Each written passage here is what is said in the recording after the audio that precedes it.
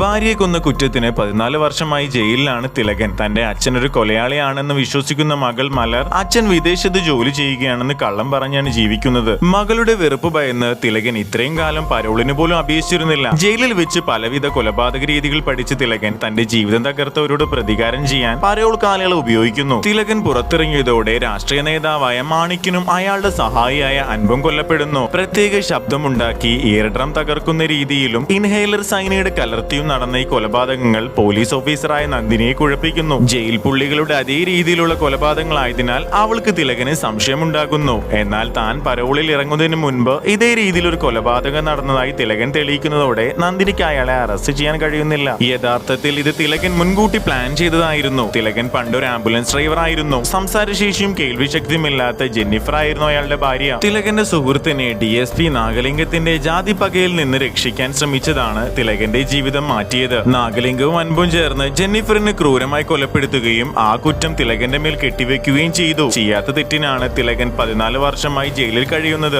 അയാളുടെ അവസാന ലക്ഷ്യം DSP നാഗലിംഗമായിരുന്നു. അവസാന ഒരു ആംബുലൻസിനുള്ളിൽ വെച്ച് നാഗലിംഗത്തെ തിലകൻ വകവരുത്തുന്നു. ഒരു തെളിവും ശേഷിപ്പിക്കാതെ തന്നെ തിലകൻ പ്രതികാരം പൂർത്തിയാക്കുന്നു. നന്ദിനി വഴി തന്റെ അച്ഛൻ നിരപരാധിയാണെന്ന് മലർ മനസ്സിലാക്കുന്നു. ജയിലിലേക്ക് തിരിച്ചു പോകുമ്പോൾ തിലകനെ കാണാൻ അയാളുടെ മകളെത്തുന്നു.